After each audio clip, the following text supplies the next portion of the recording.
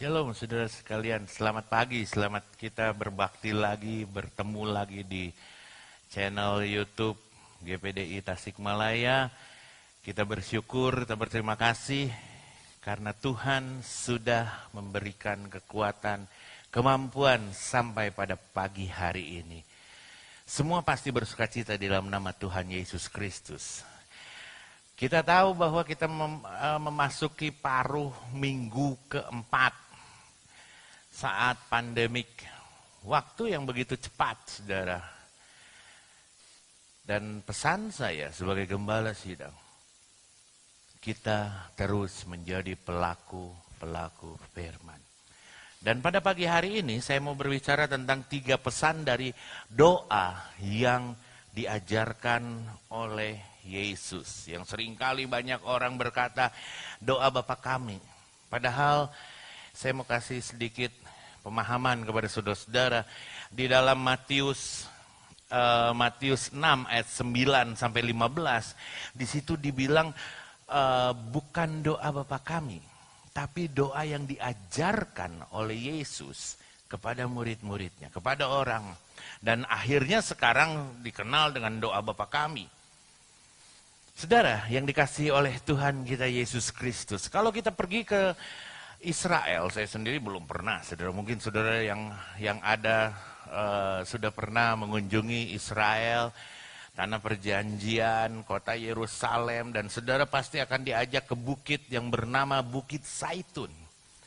Ada beberapa tempat yang akan dikunjungi di sana, dan saya terus terang belum pernah, saudara. Ya, jadi saudara jangan bertanya kepada saya lalu kirim WA kepada saya, Pak Pendeta, Bukit Zaitun di mana? Oh, maaf sekali, saya belum pernah pergi ke tempat itu.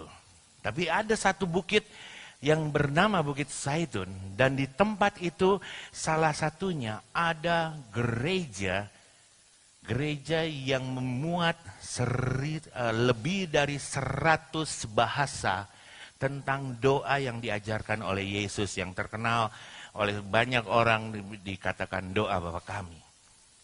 Dan pada pagi hari ini saya mau membawa kepada saudara-saudara untuk melihat isi daripada doa ini. Isi daripada doa yang Tuhan Yesus ajarkan. Ada 3 hal daripada doa yang Tuhan Yesus ajarkan yang sering kali kita dengar dengan atau yang kita sebut dengan doa Bapa kami. Padahal doa yang diajarkan oleh Yesus. Mari kita sama-sama melihat di dalam 3 hal utama yang ada di dalam doa yang diajarkan oleh Yesus. Yang pertama, saudara. Yang pertama kita sama-sama lihat, pujian penyembahan hanya bagi Tuhan. Kalau kita buka di dalam Matius 6 ayat 9 sampai 15. Kita sama lihat Matius 6 ayat 9 sampai dengan ayatnya yang ke-15. Dikatakan apa? Karena itu berdoalah demikian. Bapa kami yang di sorga, dikuduskanlah namamu. Datanglah kerajaanmu. Jadilah kehendakmu di bumi seperti di sorga. Nah, saudara, yang nomor 1 di atas segalanya adalah pujian, penyembahan hanya bagi Tuhan. Nomor 1 di atas segalanya adalah pujian, penyembahan. Kita diajak menyanyi sebelum kita mendengarkan firman Tuhan. Kita diajak menyembah Tuhan. Pengagungan hanya bagi Tuhan. Allah sumber segala keselamatan. Dia sumber berkat, sumber pertolongan, sumber pemulihan, bahkan sumber keselamatan. Sumber segala sesuatu, sumber kesembuhan. Pada pagi hari ini kita bisa lihat, dia yang sanggup memberkati kita. Hanya dia yang memberikan keselamatan, saudara. Dia hanyalah satu-satunya yang kita sembah dan kita agungkan. Tidak ada Allah lain selain Tuhan Yesus Kristus. Makanya di sini Yesus mengajarkan kepada banyak orang, yaitu di awal kalimatnya adalah Bapa kami yang di sorga, dikuduskanlah namamu. Datanglah kerajaanmu, jadilah kehendakmu dan lain sebagainya. Pujian-pujian ini, apapun yang kita alami, yang pertama kali, apapun yang kita alami, kita sembah, memuji, mengagungkan Tuhan, karena Dia layak dipuji. Ini berbicara juga tentang doa. Doa, pujian, penyembahan, bagaimana kita memuji Tuhan, Allah satu-satunya yang hidup. Hari Minggu kemarin kita baru menikmati kebangkitan, kuasa kebangkitan daripada Yesus di atas kayu salib. Mengalahkan maut. Dan pada pagi hari ini kita bersyukur, kita berterima kasih, hanya penyembahan kita hanya kepada Tuhan. Saudara yang dikasihi oleh Tuhan, siapa yang percaya kita berada di akhir daripada akhir zaman ini? Siapa yang percaya? Saudara pasti setuju dengan saya pada pagi hari ini, saudara. Nubuatan-nubuatan yang sudah tertulis ribuan tahun lamanya semakin digenapi. Dia berjanji akan datang kembali, dia pasti akan datang kembali, dan kita ada di dalam era akhir dari akhir zaman. Di dalam era ini ada dua macam orang Kristen, saudara. Yang pertama, orang Kristen yang suka berdoa. Dan yang kedua, orang Kristen yang tidak suka berdoa. Saudara ada di kelompok yang mana? Saya boleh bertanya kepada saudara-saudara pada pagi hari ini. Apakah saudara ada di kelompok yang pertama yang suka berdoa? Atau saudara ada di kelompok yang kedua yang tidak suka berdoa, tetapi menyandang predikat sebagai orang Kristen, yang artinya pengikut-pengikut Kristus. Hari-hari depan goncangan semakin besar. Karena kedatangan Tuhan pasti didahului segala macam goncangan yang ada. Mungkin saudara menatap saya mungkin di handphone, di tab, atau mungkin saudara lihat di televisi dan berkata, oh jangan takut-takutin saya Pak Pendeta kalau lagi khotbah. Ini penting, saudara. Ini adalah penggenapan firman Tuhan. Dan Dia berjanji akan datang kembali, dan Dia pasti datang kembali. Orang yang suka berdoa, dan yang kedua orang Kristen yang tidak suka berdoa. Penyembahan, waktu kita menjadi orang yang percaya, yang suka berdoa, kita memuji, menyembah, dan Dia akan tetap kuat dan teguh di dalam Tuhan. Saudara yang percaya bisa katakan amin. Tetapi pada pagi hari ini saya mau berkata kepada saudara-saudara, hari-hari yang akan datang akan lebih lagi goncangan-goncangan yang makin besar. Tetapi yang tidak suka berdoa, golongan yang kedua, akan menjadi orang Kristen yang kropos. Mudah untuk roboh. Maka Tuhan ingatkan, jadilah orang Kristen yang suka berdoa mulai sekarang. Tentukan pilihanmu, jadilah orang Kristen yang suka berdoa. Saudara, pada pagi hari ini saya mau berbicara tentang bagaimana doa yang begitu luar biasa. Doa yang gak usah terlalu panjang, yang bertele-tele, yang Yesus katakan harus keluar rumah, dibelokkan-belokkan. Kalau saudara baca nanti di rumah tentang ayat-ayat tentang berdoa. Yesus katakan, masuklah, tutuplah pintu, lalu berdoalah. Maka Tuhan Allah dari tempat yang tersembunyi akan memberikan jawaban atas doa-doa kita. Saudara harus suka berdoa pada hari-hari ini. Berdoa yang luar biasa, doakan semua, setiap anak-anak Tuhan. Doakan gereja. Doakan kota, doakan provinsi, doakan Indonesia, doakan seluruh dunia. Agungkan Dia.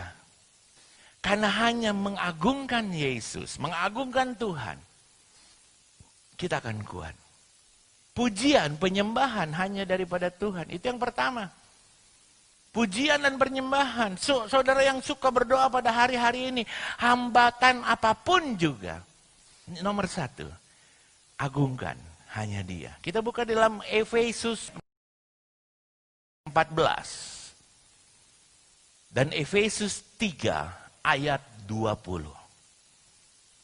Efesus 3 ayat 14 berkata apa, saudara? Itulah sebabnya aku sujud kepada Bapa. Kalau posisi orang sujud berarti sama dengan posisi orang menyembah. Sujud kepada Bapa. Ayat 20.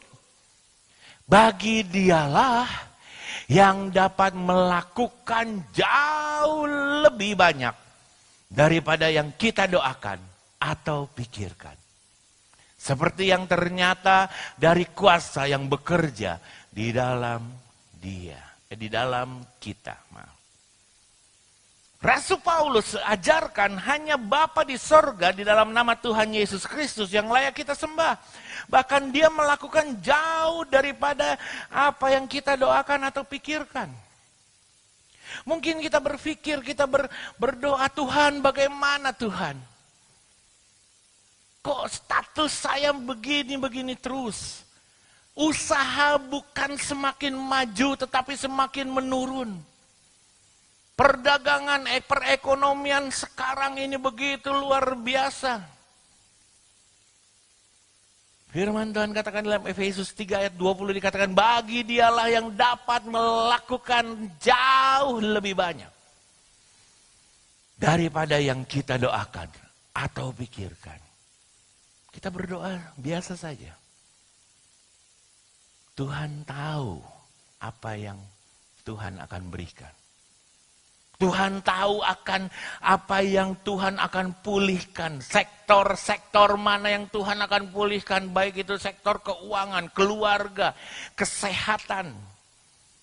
Kesehatan sekarang jadi barang yang mahal. Pemerintah sekarang menganjurkan, mewajibkan untuk semua pakai masker untuk keluar rumah. Karena kesehatan itu mahal harganya. Tapi ketika kita berdoa, kita menyembah Tuhan. Tuhan akan melakukan jauh lebih banyak daripada yang kita doakan atau kita pikirkan.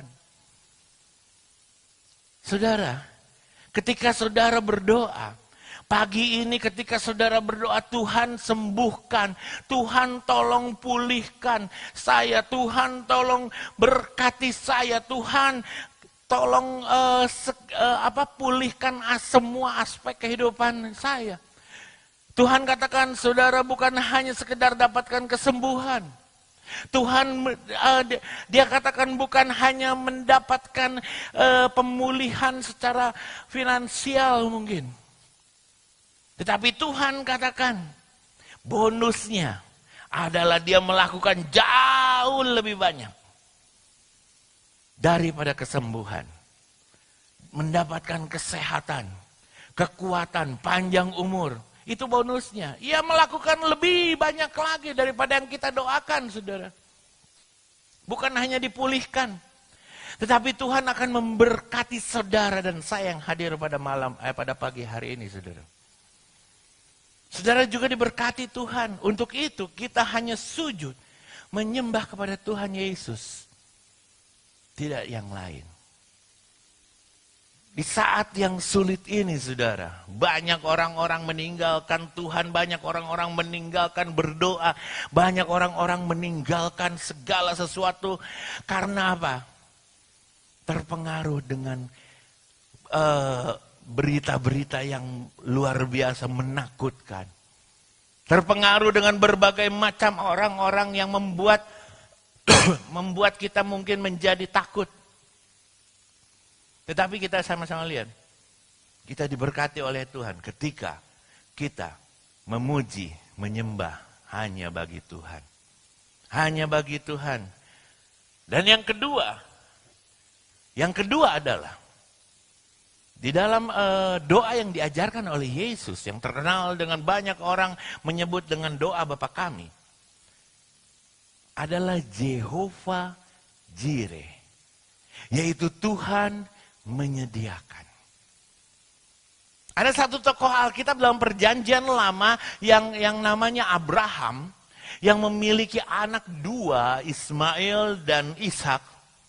Pada waktu mendapatkan anak Ishak, tiba-tiba ujian datang kepada Abraham. Abraham diuji. Dengar baik-baik. Seringkali kita diuji oleh Tuhan. Kita tidak tahu peristiwa yang tiba-tiba datang pada kita. Itu sebabnya Tuhan sedang menguji saudara dan saya. Tiba-tiba saja datang apa yang jadi respons kita. Banyak orang yang merespons negatif, banyak orang-orang yang merespons jelek, banyak orang-orang yang responsnya, aduh Tuhan kenapa? Apapun yang kita hadapi dengan baik itu tidak baik, maupun yang baik, respons semua dalam kebenaran firman Tuhan.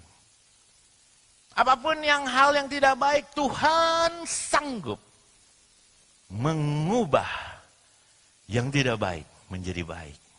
Tuhan sanggup. Waktu saudara respons firman Tuhan ini, justru akan saudara respons positif akan bertambah baik dan bertambah baik. Tetapi ketika saudara merespons firman Tuhan pada pagi hari ini dengan respons yang negatif, mungkin saudara tidak mengatakan tapi dalam hati, mana mungkin Tuhan mau menolong saya. Mana mungkin Tuhan mau berkenan memulihkan saya. Mana mungkin Tuhan mau menyembuhkan saya. Nah itu respon-respon yang negatif yang seringkali terlontar, belum terucap. Tapi masih ada di dalam hati. Ingat, waktu Tuhan ajar melalui perjalanan hidup Yesus. Ketika dia dicobai oleh iblis. Dia respons dengan apa? Kebenaran firman Tuhan. Abraham ketika diuji oleh Allah, dia disuruh bawa anaknya Ishak untuk dikorbankan. Dia siapkan keledai, dia siapkan kayu bakar, dia taat saja jalan dan sampai satu titik bujang-bujangnya. Disuruh diam. Dua bujangnya tunggu di bawah, dia dan Ishak naik ke Gunung Moria. Sampai di atas, sang anak bertanya, Bapak, mana yang mau dikorbankan? Abraham mengeluarkan kata-kata iman yang luar biasa. Abraham merespons dengan luar biasa. Dia katakan kepada Ishak, nanti Tuhan yang menyediakan. Bagaimana dengan respon kita? Ketika kita diminta untuk memberikan yang kita paling sayang. Respons kita mungkin berkata, oh Tuhan gak adil. Oh Tuhan kenapa Tuhan? Jangan dia dong Tuhan yang saya harus korbankan. Jangan Ishak Tuhan. Dan Tuhan tidak akan memberkati orang-orang Kristen yang seringkali merespons, bukan respons yang positif, tapi respons yang negatif. Waktu anaknya berjalan, bertanya, dia hanya mengatakan bahwa Tuhan yang sediakan. Abraham mendirikan mezbah. Dan akhirnya Ishak ditaruh di atas mezbah korban bakaran. Lalu tiba-tiba malaikat Tuhan muncul dan suruh berhenti. Dan Abraham melihat seekor domba jantan di belakang. Abraham mengambil domba itu lalu mengorbankan sebagai korban bakaran pengganti anaknya. Apa yang saya mau katakan pada pagi hari ini, saudara? Apa yang saya mau katakan? Sejak itu di dalam Kejadian 22 ayat 11 sampai 14 nanti saudara baca. Sejak itu Abraham menamai tempat itu Tuhan yang menyediakan. Sebab itu sampai sekarang dikatakan orang di atas gunung Tuhan akan disediakan. Dari sini kita ketahui bahwa dalam setiap masalah yang kita hadapi, pertama saudara, Tuhan pasti tahu waktu yang tepat untuk menolong kita. Amin. Tuhan tahu. Dia tahu kapan akan memberikan pertolongan. Tuhan tahu kapan akan memberikan waktu yang terbaik. Tidak ada waktu untuk kelamaan. Tidak ada waktu untuk terlalu cepat. Dan yang kedua, kita belajar juga bahwa ternyata pertolongan Tuhan tidak pernah jauh. Pertolongan Tuhan tidak pernah jauh. Abraham hanya menoleh ke belakang dan di belakangnya. Domba Tuhan sudah disediakan. Pertolongan Tuhan, saudara, bagi saudara dan saya yang hadir pada pagi hari ini. Bagi saudara yang ikuti ibadah online pada pagi hari ini. Pertolongan Tuhan tidak pernah jauh. Pertolongan Tuhan sudah amat dekat, tidak usah jauh-jauh. Pertolongan Tuhan dia begitu dekat. Nggak usah cari kemana-mana, nggak usah cari, aduh bagaimana ini. Saya mesti meminta tolong kepada siapa. Ingat, pertolongan Tuhan begitu dekat. Tuhan Allah sudah menyediakan domba jantan di belakang. Dan ketiga, dalam pergumulan yang luar biasa, Tuhan memberikan jalan keluar. Besar ataupun kecil masalahmu. Bersama Tuhan ada jalan keluar. Pergumulan yang luar biasa. Abraham menghadapi satu pilihan yang luar biasa. Dia harus mengorbankan anaknya. Coba kalau saudara yang hadir pada pagi hari ini, saya tantang untuk saudara memberikan yang terbaik, yang termahal. Lalu saudara berikan ke gereja. Apakah saudara akan menerima itu, merespons itu? Atau saudara akan matikan YouTube ini dan saudara katakan pendeta nggak benar. Abraham merespons luar biasa. Ketika Tuhan katakan bawa Ishak, bawa kayu-kayu, korbankan Ishak. Firman Tuhan katakan ada jalan keluar. Abraham menamai tempat itu adalah tempat yang bernama Yehovah Jireh. Allah yang menyediakan, sebab itu sampai di situ. Tuhan selalu menolong. Siapa yang mau mengalami pertolongan Tuhan tepat pada waktunya? Pertolongan yang dekat saja dengan kita. Dan ada jalan keluar daripada Tuhan. Di atas gunung Tuhan, Tuhan pesankan. Tuhan sediakan Jehovah Jireh. Hanya orang yang dekat dengan Tuhan bisa mengalami apa yang Abraham alami. Saudara, berapa banyak saudara yang hadir, yang menonton, yang menyaksikan acara ini. Seringkali jauh daripada pertolongan Tuhan. Jauh daripada Tuhan menolong. Aduh Tuhan bagaimana ini. Banyak yang berkeluh kesah. Aduh dagangan saya sepi. Kerjaan saya macet dan lain sebagainya. Ingat, pertolongan Tuhan tidak pernah terlambat. Pertolongan Tuhan tepat pada waktunya. Jangan mereka-reka yang jahat-jahat, saudara.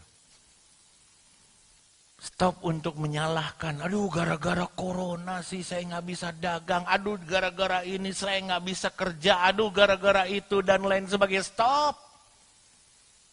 Abraham tidak berkata, aduh, gara-gara Tuhan suruh saya naik ke Gunung Moria untuk mengorbankan Ishak. Firman Tuhan katakan, pergumulan kita, Tuhan kasih jalan keluar. Amin. Haleluya. Dan yang terakhir kita selalu lihat, hidup kita ada di dalam tangan Tuhan. Doa yang diajarkan oleh Yesus. Doa yang diajarkan oleh Yesus. Yang seringkali banyak orang katakan doa Bapa kami. Mengatakan, mengajarkan juga hidup kita ada di dalam tangan Tuhan. Kita buka sama-sama di dalam Lukas 12 ayat 6 dan ayatnya yang ke-7. Lukas 12 ayat 6 dan ayat 7. Bukankah burung pipit dijual 5 ekor 2 duit? Sungguh pun demikian tidak seekor pun daripadanya akan dilupakan Allah. Ayat 7. Bahkan rambut kepalamu pun terhitung semua. Karena itu jangan takut. Karena kamu lebih berharga daripada banyak burung pipit. Burung pipit tidak berharga, tetapi Tuhan perhatikan, apalagi saudara dan saya yang hadir pada pagi hari ini. Saudara yang mengikuti kebaktian ibadah online, kita harus mengerti bahwa kita berharga di mata Tuhan. Kita berharga di mata Tuhan, jangan khawatir akan masa depan kita. Banyak orang-orang yang memprediksi, waduh ini pandemik ini, waduh lama. Mungkin 1 tahun. Saya pernah membaca di dalam satu artikel,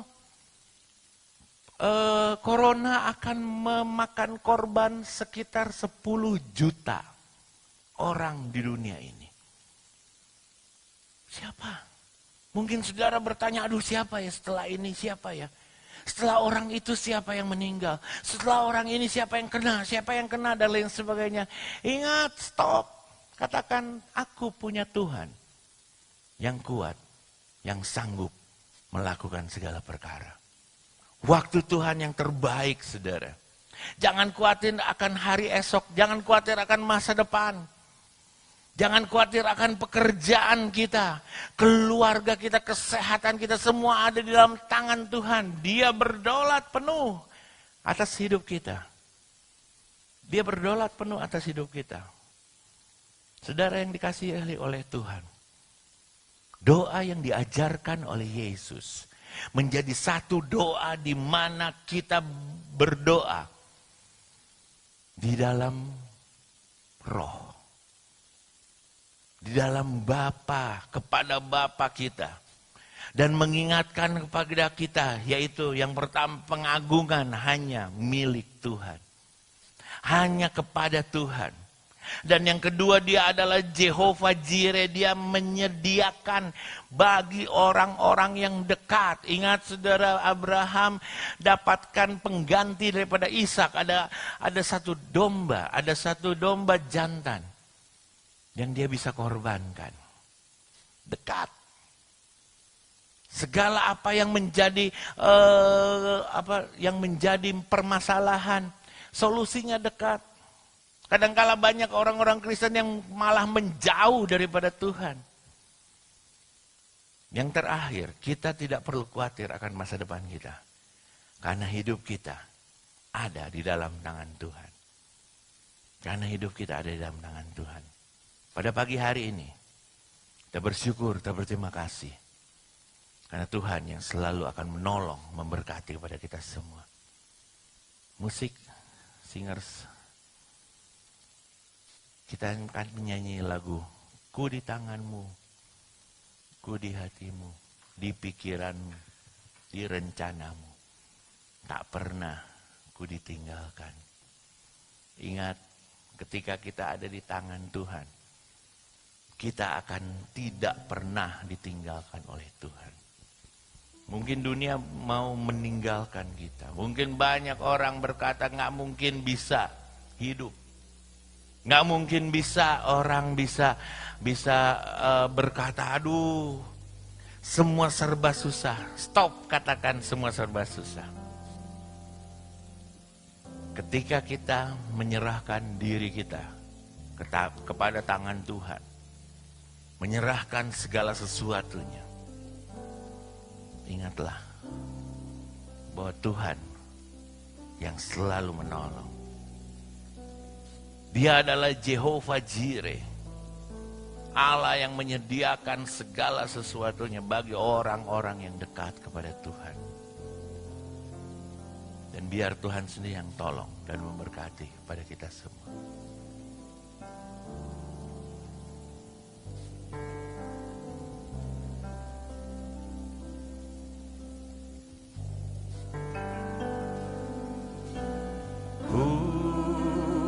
tanganmu,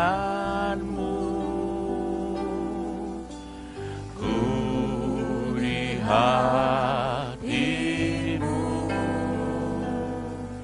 di pikiranmu, di rencanamu, tak pernah ku sendiri. Ku di tanganmu, ku di hatimu, di pikiranmu, di rencanamu, tak pernah ditinggalkan. Ku di tanganmu, ku di tanganmu, ku di hatimu,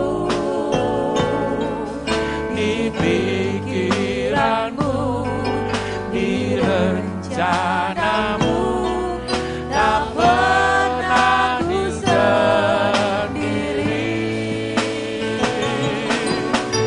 Ku di tanganmu, ku di hatimu, di pikiranmu, di rencanamu, tak pernah ditinggalkan. Katakan sekali lagi, ku di tanganmu, ku di hatimu, di pikiranmu, di rencanamu, tak pernah ku sendiri. Ku di tanganmu, ku di hatimu, di pikiranmu, di rencanamu, tak pernah ditinggalkan. Saudara, ketika kita menyerahkan diri kita kepada Tuhan, di pikirannya Tuhan, di tangannya Tuhan, kita aman di dalam segala sesuatu. Kita dilindungi. Ada malaikat-malaikat sorga yang melindungi kita. Dan percayalah bahwa Dia adalah Jehovah Jireh, selalu menyediakan apa yang kita perlukan. Allah yang mencukupi. Dia adalah Allah yang segala sesuatunya, sumber segala sesuatunya. Di dalam segala perkara.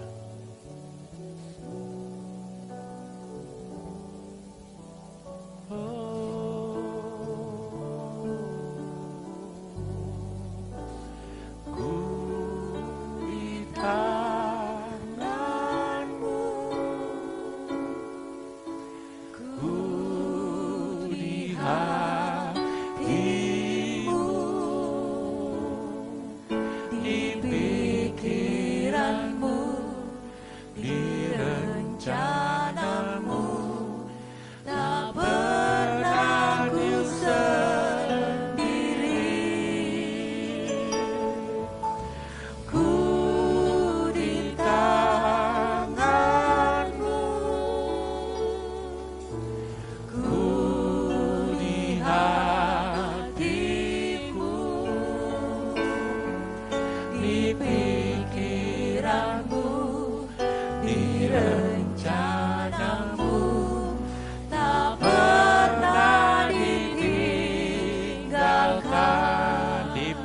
pikiranmu, di pikiranmu, di rencanamu, tak pernah ditinggalkan. Di pikiranmu Tuhan, di pikiranmu, di rencanamu, tak pernah ditinggalkan. Kami mempunyai Allah yang hidup, Allah yang tidak pernah meninggalkan kami. Meskipun mara bahaya, meskipun penyakit begitu luar biasa mau menyerang kami, tapi kami berserah dan berseru kepada Tuhan. Supaya kiranya Engkau yang memberikan kekuatan, kemenangan diluputkan dari segala mara bahaya, dari segala penyakit-penyakit yang menular. Kiranya darah-Mu Yesus yang akan menyucikan kami Tuhan. Karena kami di dalam pikiran daripada Tuhan, kami di dalam tangan Tuhan. Tidak pernah kami berjalan sendiri ya Tuhan. Terima kasih Bapa dalam sorga, terima kasih. Kalau ada anak-anak-Mu yang sakit, hamba-Mu berdiri di atas firman-Mu di dalam nama Yesus. Darah Yesus berkuasa. Segala sakit penyakit boleh disembuhkan oleh kuasa darah-Mu. Kalau yang di dalam masalah keuangan, masalah pekerjaan, masalah keluarga Tuhan, kami yakin bahwa Yesus Allah yang selalu mencukupkan, dan Tuhan Yesus yang memberkati. Kami serahkan seluruh penghidupan kami ke dalam tangan-Mu, dan kami yakin dan percaya bahwa Tuhan yang akan menolong dan memberkati kepada kami. Kami terima berkat firman-Mu hanya di dalam nama Tuhan Yesus Kristus. Haleluya, haleluya. Amin. Tuhan Yesus memberkati.